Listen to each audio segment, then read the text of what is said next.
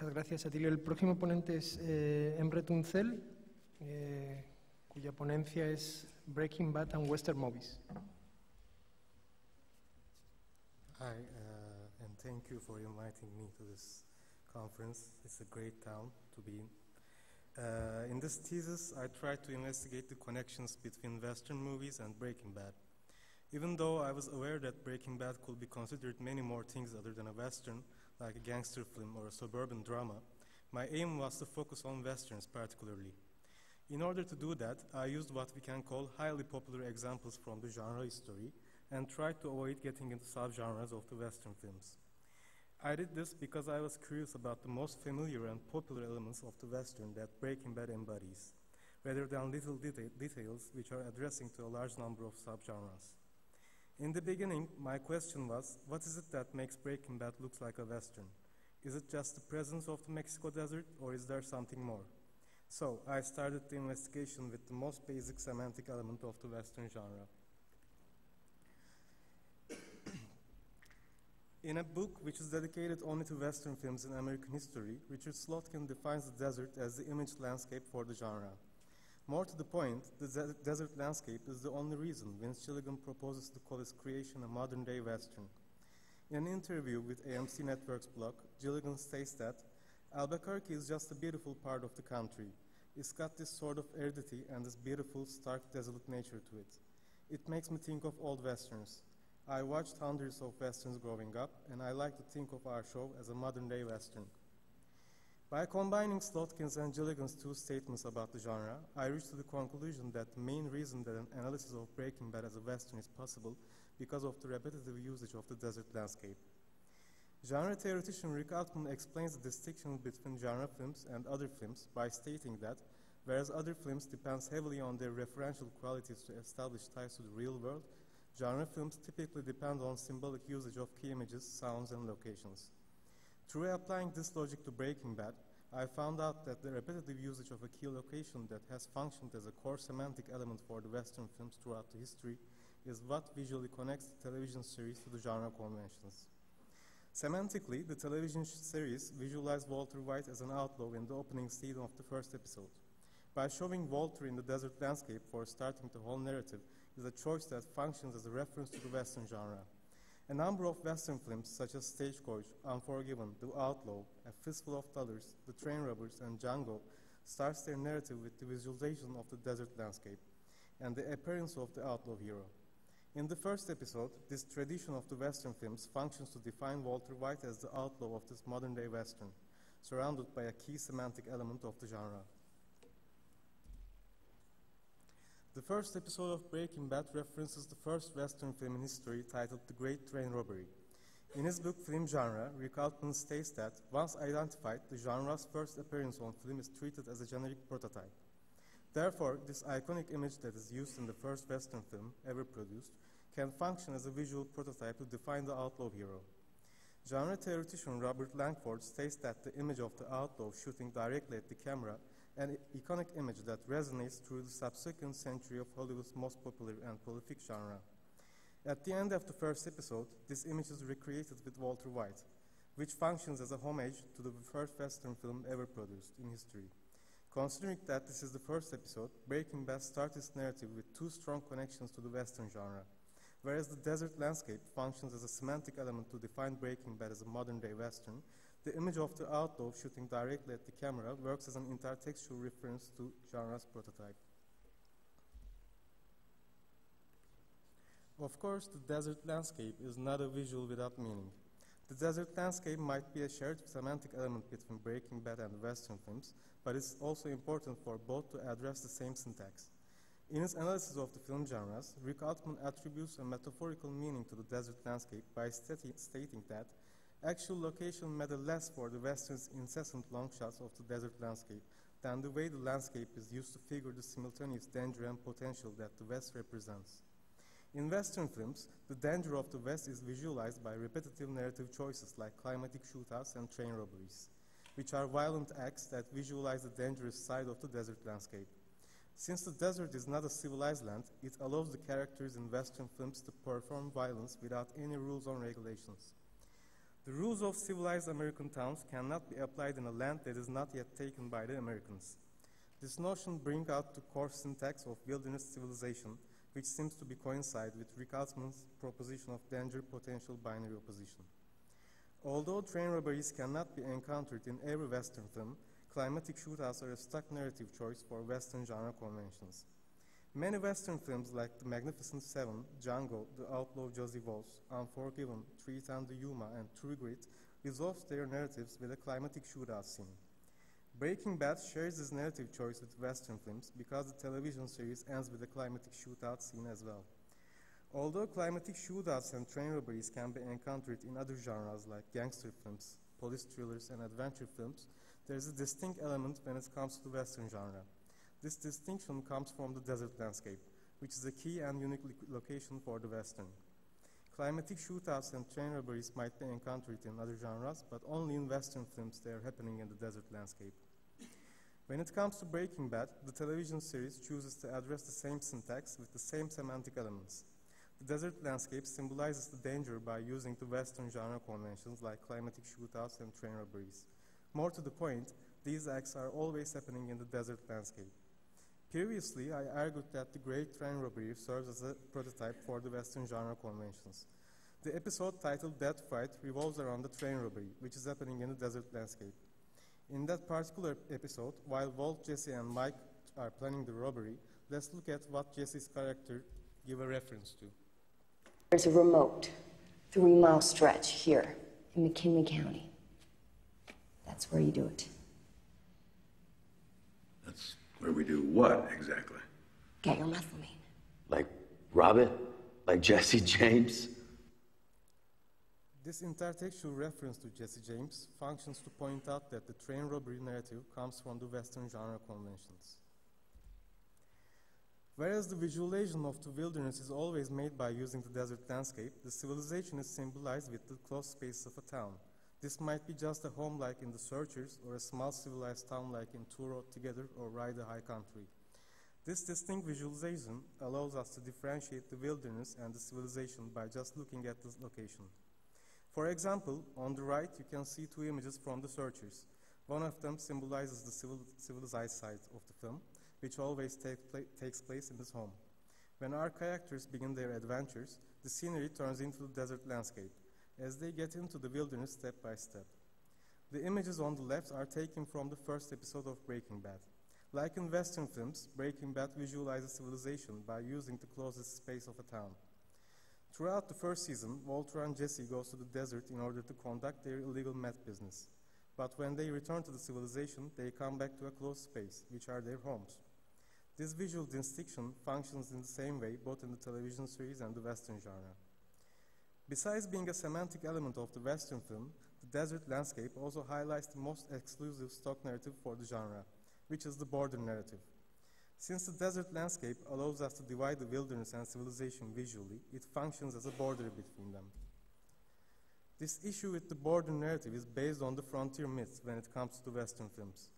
I mostly use Richard Slotkin's work because he dedicates 3 books to the frontier myths' importance in American history, and the last book of the trilogy is only structured around the symbolization of the myth in Western films. At its core, the frontier myth starts in 1492 with the foundation of the United States of America, and the myth tells the narrative of American expansion until the Americans take over every land from the colonies. In fact, there is a reference in Breaking Bad that points out to that exact date in history. The 6th episode of the 3rd season, titled Sunset, opens up with this image. We see a hanging cart in an Indian policeman car that says fighting terrorism since 1492, and we see 4 Indians holding guns. This picture functions to bring out the syntax of the frontier myth with its exact date. Although this may seem like the frontier myth is fixed in history, Slotkin states that even Vietnam was mentioned as Indian country and search and destroy missions as a game of cowboy and Indians. Genre theoretician Barry Langford states that, in reality, the frontier was always and by definition mobile. With this statement, Slotkins and Langford both are addressing the fact that the frontier myth can be applied to any given text that is structured around the border narrative. Because the frontier myth starts with the American expansion, a lot of Western films tell the narrative of the Indian Wars. Genre films such as The Searchers, Two Rode Together, Broken Arrow, and Cheyenne Autumn are structured around the Indian Wars. All of these films are showing the Indian lands as the wilderness and the American towns as the civilization. This notion functions to visualize the different sides of the border with the distinct visuals. Also, this notion makes the Indian characters another semantic element surrounding the Western genre. In the case of Breaking Bad, the Indians are not the villains of the television series, but they are part of it as well. The Indians are presented as they are living in the wilderness, just like in the Western films. For example, in the 14th episode of 5th season titled Ozymandias, Walt encounters an Indian in the desert. While he is walking through the desert with a barrel loaded with money, Walt sees that the Indian has a truck that can get him to civilization and offers money for the truck. Walt is able to return back to the civilization from the vast spaces of the desert with the help of an Indian. The house of the Indian is situated right in the middle of the desert, and there are no other settlements visible around it. The Indian who is embodied with the desert is the one who functions as Walt's return ticket to his settlement. More to the point, Walter White functions as a metaphor for the white man with his surname. Because Breaking Bad is a modern-day Western, the Indians are not a threat to the civilization anymore. The writers of the television series choose to keep them as a semantic element that is reminding us of Western genre conventions. The Indians were a threat before the American expansion reaches its purpose, but in our times the border is set. Therefore, if Breaking Bad is a modern-day Western, then it has to deal with a border that is still active in our times. Breaking Bad is not only using the desert landscape and the Indians as a key semantic element, it also takes place in Mexico, which is used as an actual border in a variety of Western films. Genre films such as Django, My Darling Clementine, Butch Cassidy and the Sundance Kid, The Wild Bunch, and The Outlaw are visually using Mexico as a location and as a border between the civilization and the wilderness. So it is a key location that is used in a number of Western films. The usage of this genre-specified location creates a connection between Breaking Bad and Western films. Since Mexico is a border that is set after the expansion of the Americans, the location itself is sending a reference to the frontier myth, because the border is set right at the point the expansion has ended. So Breaking Bad not only uses the stock narrative of the Western genre, but it also takes an actual location from genre conventions in order to construct the border narrative. In my analysis of the border narrative in Breaking Bad, I argued that throughout the 3rd and 4th seasons, the stock narrative is revolving around Gus Fring and his relationship with the cartel. Because the cartel is situated in Mexico and Gus Fring has his intentions to take over the cartel's business, it creates a narrative that is telling the story of a businessman in America waging a war against Mexicans. Also, Gus Fring's headquarters for his illegal business meetings is right in the middle of the desert landscape, which functions to visualize Gus as the man who is working literally on the border. Nevertheless, it is not only the border narrative that is connecting Gus Fring to the Western genre. In the 8th episode of the 4th season titled Hermanos, we learn that Gus wants to destroy the cartel not just because he wants to conquer both sides of the border. During the final scene of Hermanos, which is a flashback, we watch the head of the cartel murdering Gus's former business partner. So, Gus wants to destroy the cartel because of a personal revenge narrative as well, which is another stock narrative that is being used in Western genre. Films like The Outlaw Josey Wales, Jesse James, and Once Upon a Time in the West are structured around the revenge narrative, although also this stock narrative can be encountered in totally different genres like gangster, horror, or rape revenge films. What is distinctive about the revenge narratives in Western films that they are set on a frontier. Although Breaking Bad attributes two important stock narratives from the Western genre to Gus Fring and choose to visualize him as the man who is working on the border, he is not exactly looking like a Western hero. If we think about the famous Western heroes in film history such as John Wayne, Clint Eastwood, and James Stewart, the casting of Gus Fring is far more different than them. First of all, he is not an American hero, and he is not symbolizing the glory of the white man. He is an immigrant from Chile who worked his way up to become a drug kingpin under the alias of a successful businessman. At this point, the characteristic of Breaking Bad being a modern-day Western comes to the surface. Considering that we have a character that is casted out of Western traditions, but he is structured around genre-specified stock narratives and visual references, this opposition creates a meaning through the frontier myth. At its core, the frontier myth is about the American expansion. Gus Fring is a man who owns a fast food franchise, which is also an example of an expansion. Because Breaking Bad is a modern-day Western, Gus Fring functions to symbolize what expansion means in a modern society. In our times, businessmen who own fast food chains or shopping malls are the ones who are considered as high society. But what they do to earn those big figures of money is simply expanding their business. The last episode of Breaking Bad, titled Felina, is sending a reference to a Western film as well. In an interview, Vince Gilligan states that a lot of astute viewers who know their film history are going to say it's the end of The Searchers, and indeed it is. In the writer's room, we said, hey, what about The Searchers ending? So it's always a matter of stealing from the best. In the final episode of Breaking Bad, titled Felina, throughout the episode, the expectation of Walt killing Jesse is present. Because Jesse has told everything about Walt's illegal business to DA, it is acceptable to expect a revenge killing. Because of narrative choices, the expectation of Walt killing Jesse is presented to the audience as a way to speculate the ending.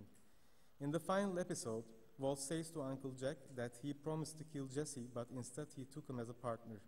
Just like in The Searchers, Ethan Edwards wants to kill the girl because he thinks that she is an Indian now. Walt wants to see Jesse killed because he thinks that now he is working for someone else. When Walt sees that Jesse is captive rather than a partner, and he is in a terrible condition, he decides to save him, which is similar to Ethan Edwards not deciding to kill Debbie out of instinct, while the whole time he is thinking about killing her. Nevertheless, what Walt and Ethan are actually finding is different, because Ethan finds Debbie enjoying her presence within the Indians, but Walt finds Jesse tortured by his captors. But it is similar in the way that both Ethan and Walt does not find what they're hoping for. This intertextual reference that the creator of Breaking Bad has chosen in order to end the series is not only a reference to a single film, but it also functions as a strong bond with the narrative choices of the Western films. The ending of The Searchers influenced Breaking Bad visually as well. During the 4th season, in the episodes titled Bullet Points and Bug, there is a framing choice which is an homage to The Searchers ending.